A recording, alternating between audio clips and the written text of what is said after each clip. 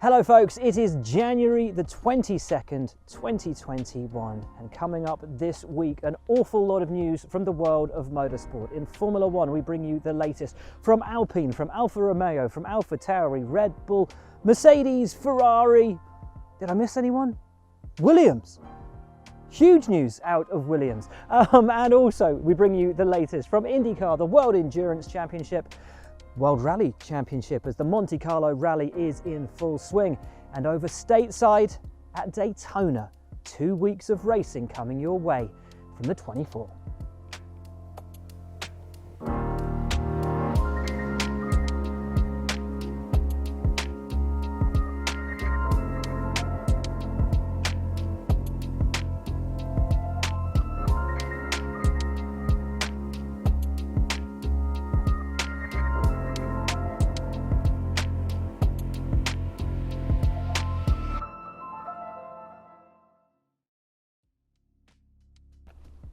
Let's start with Alpine, shall we? And finally, confirmation that Davide Brivio has joined the squad as their sporting director, finally announced on Sunday. No news yet, though, as to what is happening with Marcin Bukowski, but we expect him to be confirmed as the team's new team principal. Esteban Ocon was in a little bit of action just yesterday, actually, at the Monte Carlo Rally, where he took part in the first 2 stages as the VIP driver of the course car, which just so happens to be an Alpine A110S.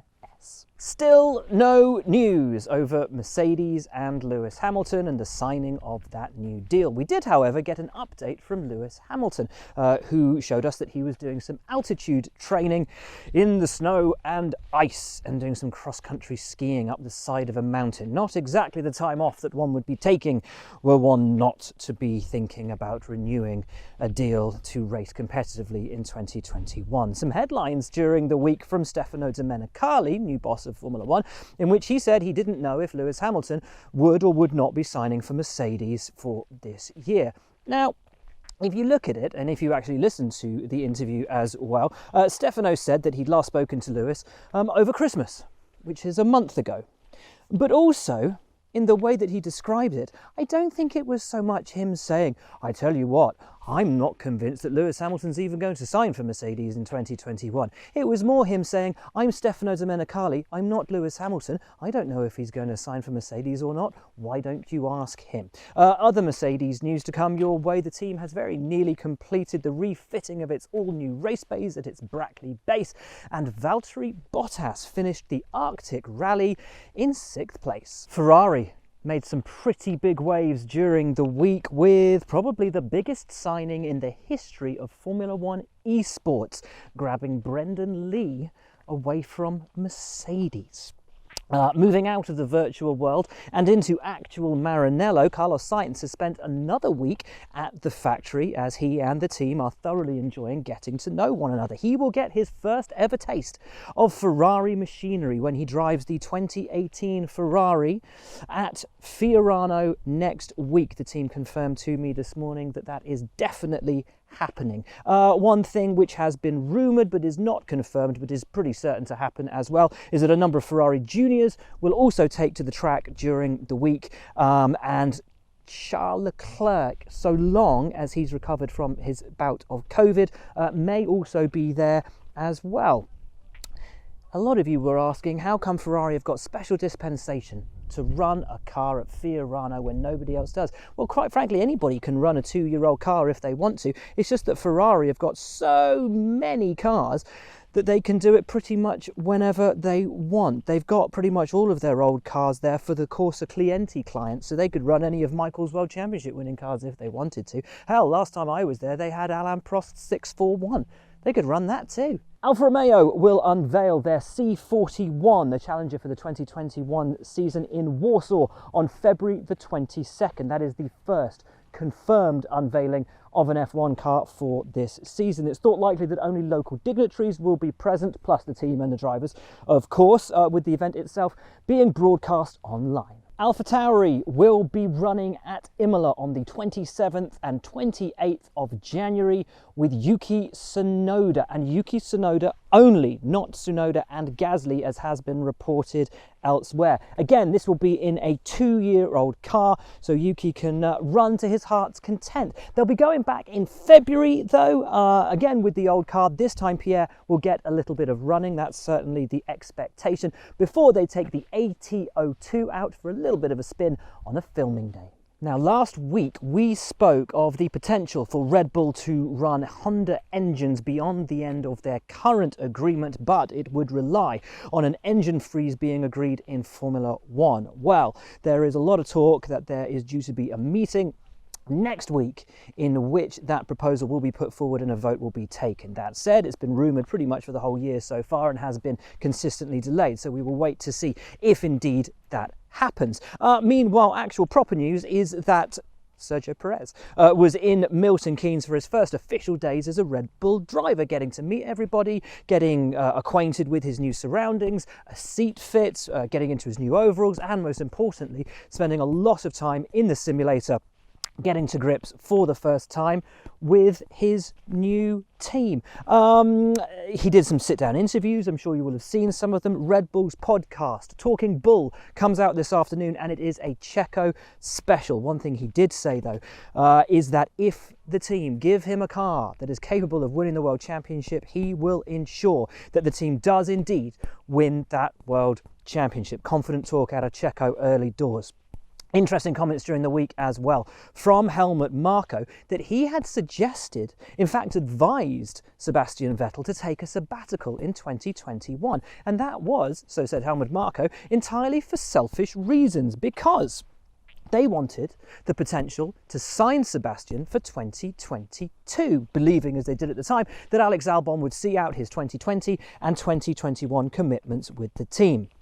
Sebastian, however, signed with Aston Martin. Aston Martin themselves are hard at work, not just putting the finishing touches on their 2021 Challenger, but in rebranding the entire outfit from what was Racing Point to what is the Aston Martin Cognizant F1 team. Their launch is, as I understand it, due to be early March, and it will be held in Gaydon, which is the base of Aston Martin cars and sits about 35 minutes and a couple of junctions up the M40 from the team's F1 base at Silverstone. Williams announced this afternoon that the 2009 Formula One World Champion and the man who made his Formula One debut with the team 21 years ago has rejoined the team as a special advisor. Jenson Button, a special advisor at Williams. He'll be helping out in the Grove factory. He will be giving some advice and helping to develop their race drivers and test drivers.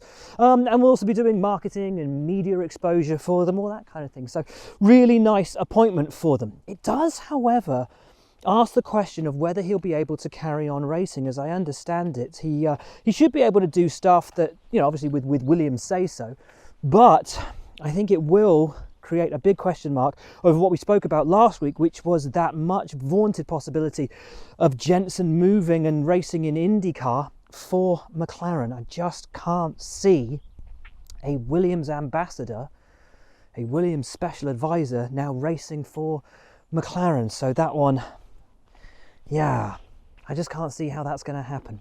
Big news also for Williams this week. They have re-signed Roy Nissany as test driver, and he'll be doing a couple of practice sessions for them during the year. But crucially, he'll be doing one of the days of pre-season testing. And in a year where there are only 3 days of pre-season testing, that means he gets a whopping 1/3 of all the allocated time that the team has at the pre-season test in Bahrain. And it wouldn't be a weekly news bulletin if we didn't talk about the Formula One calendar. The ACM in Monaco saying this week that the Grand Prix will take place on May the 20th to the 23rd.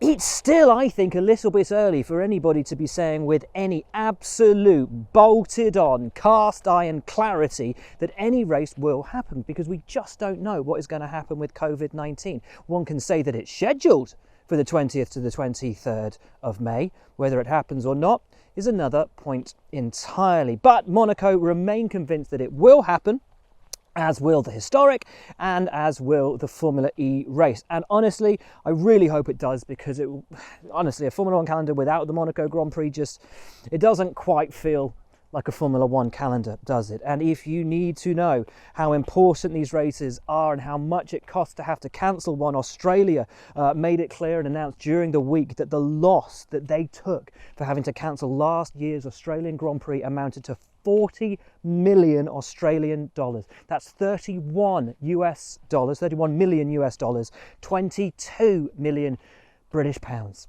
Now, at this point of last week's episode, I promised that I would answer some of your questions every week, and I still intend to do that. However, in doing so, in the middle of the episode, I ran over the 20-minute runtime, which I promised would be the maximum length runtime for the episode. And given that there's so much news and appears to only be increasing week on week, what I'm going to do is I will still answer your questions, but I'm going to pull those out and do an individual couple of shows each week, in addition, just answering your questions. So no questions in this episode, but there will be one coming your way in a few days' time. Should we get back to the news?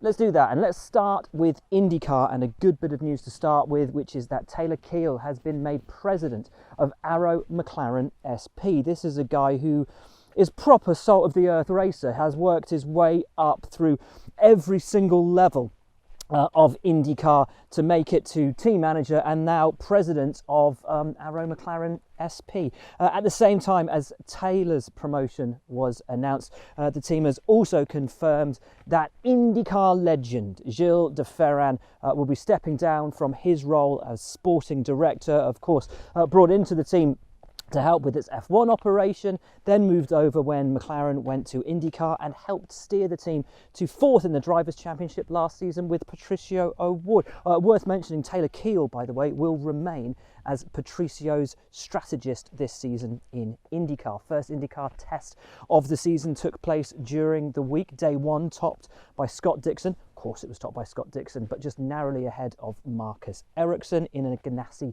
1-2-3. Day two was topped by Alexander Rossi in an Andretti Autosport, or Andretti Autosport engineered 1-2-3-4. Jimmy Johnson got his first proper run out on day one. Ended the day 1.4 seconds off the pace.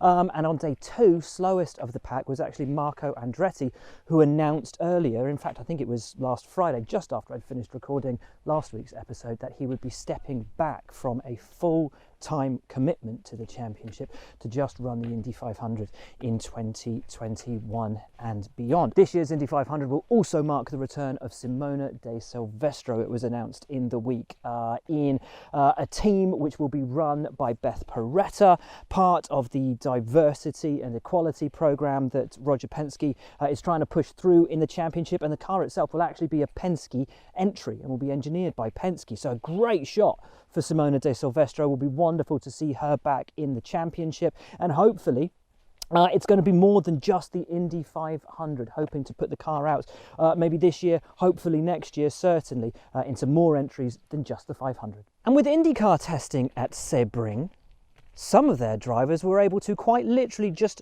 jump over the fence and go and test for the Daytona 24, as the competitors, some competitors at least, were testing at Sebring during the week. The Raw before the 24 takes place, or actually starts running today, before the full Daytona 24 next weekend. And after a disappointing year last year with not many entries, well, 38, they've got a full field, massive field, 50 cars this year, 7 DPI entries, including the number one car for Kevin Magnussen.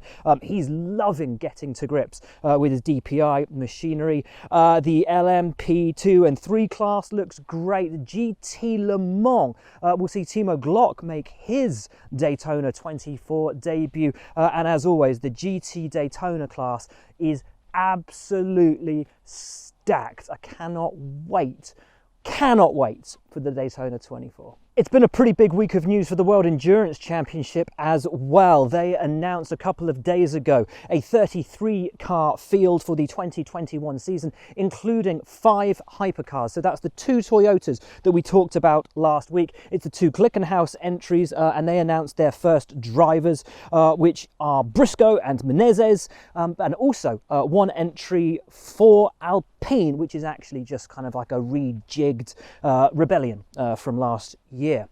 One name not there for the hypercars, though, was Bicolles, and as we understand it right now, it doesn't look like the Bicolles hypercar will see the light of day now, certainly competitively, until 2022. F2. Also interesting in that lineup is the number 1 car in LMP2, which is the all-female Richard Mille entry, Bitsgevissa Sophia Flörsch and Tatiana Calderon. Also breaking just this morning, the season opener for WEC, and indeed the season opening test at Sebring cancelled. The championship now gets underway 2 weeks later at Portimao, where there will be the opening test and the opening race of the season with an 8-hour race. Junior single-seaters now, and Gwen Legrue, who oversaw and oversees, in fact, the development of Mercedes young drivers such as Esteban Ocon and George Russell, has signed Frederick Vesti to the Mercedes Young Driver Programme. Vesti will compete in 2021 for ART in Formula 3. Meanwhile, Matteo Nannini won't just be competing in F3 this season, he's also going to be doing F2, both championships for HWA, and that's because this season F2 and F3 will be the F1 support category on alternating weekends, so there shouldn't be any clashes. Also announced today,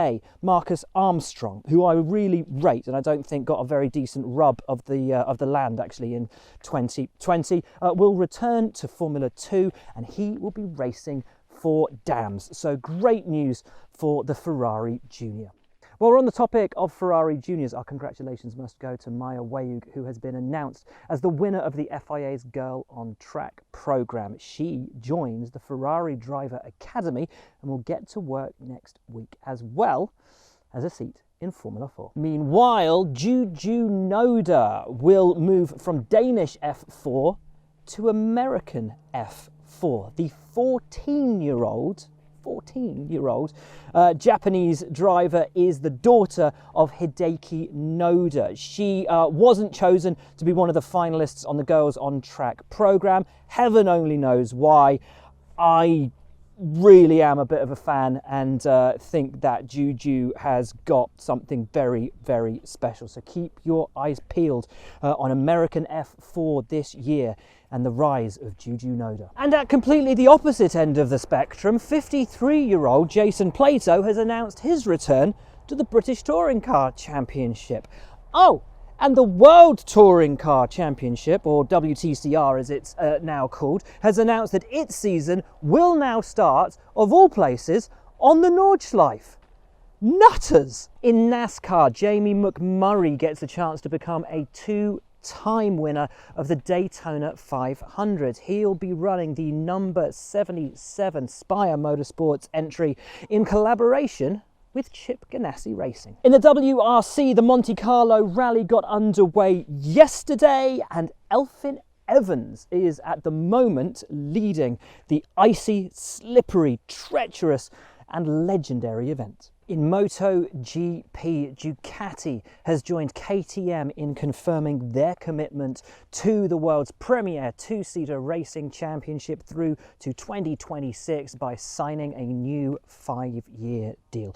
But some troubling news that double 125 champion and MotoGP team boss Fausto Grassini has been placed back under sedation as he battles the horrible effects of COVID-19. We are thinking of him, thinking of everybody at the moment battling this terrible, terrible illness. Well, folks, that's just about it for this week's episode. Thank you so much for watching. Thank you for your comments. Thank you for your questions. If you haven't done already, hit that little button down there and subscribe, and you will be the first to know when the latest episode of this week is up, and also when I've uploaded all the answers to your questions, which we'll be doing a couple of times a week. That is, though, it for this week. Hope to see you next week on the next episode of This Week.